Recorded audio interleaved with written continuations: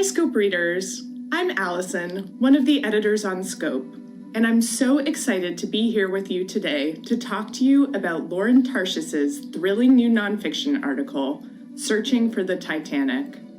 It's the story of how the famous ship was rediscovered 73 years after it struck an iceberg and sank into the Atlantic Ocean. If you're like me, you probably have a lot of questions swirling around in your mind after reading this story. When I finished it, I needed to know, what happened next? So I went online and did a little digging around on my own, and I wanted to share a few of the fascinating things I found out. One of the first things I wondered was, did Robert Ballard ever go down himself to explore the wreckage up close? And the answer is yes. The year after he found the shipwreck, Ballard dove down with a small crew in a submersible to take a closer look. The team saw many wonders: a chandelier with tiny sea creatures growing out of it, a rusty anchor, the towering steel front of the ship. They took detailed photos and video. These images set off waves of excitement around the world. For the first time, people could see the famous ship up close. After reading about these visits, I wanted to know, what is the coolest thing explorers have found? They found some dazzling things: glittering jewels, a bronze angel from the grand staircase, but most of the objects are pretty ordinary.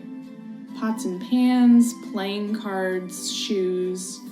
The objects are a fascinating window into the normal, everyday lives of the people on board the doomed ship. So then I thought, Ballard must have brought some things home, right? Souvenirs of his amazing discovery? Actually, he didn't. A big debate about this has been unfolding ever since the Titanic was discovered. Ballard and many other scientists believed that the pieces of the wreck should stay at the bottom of the ocean, out of respect to the people who died. But others felt that they should be brought up so that people could study and learn from them. More than 5,500 objects have been removed from the shipwreck. Many have been shown in exhibits around the world.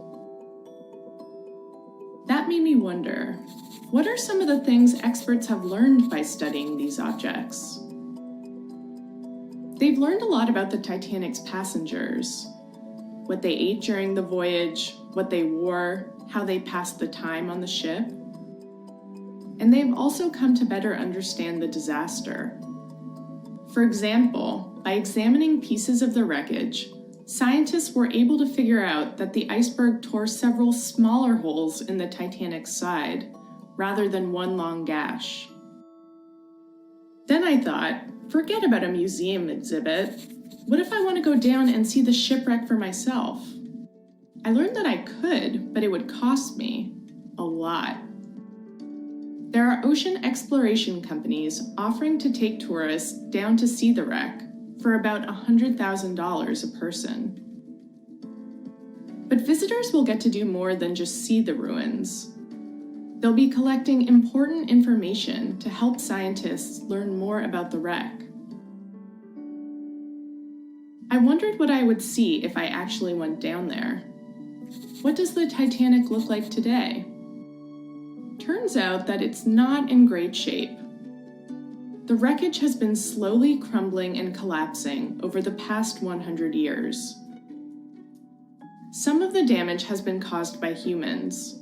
Submersibles and camera equipment have bumped into the ship, causing pieces to break off. But a lot of the process has been natural. Powerful ocean currents have worn holes into the ship's deck and sides. Tiny sea creatures and bacteria have nibbled away at the wood and metal.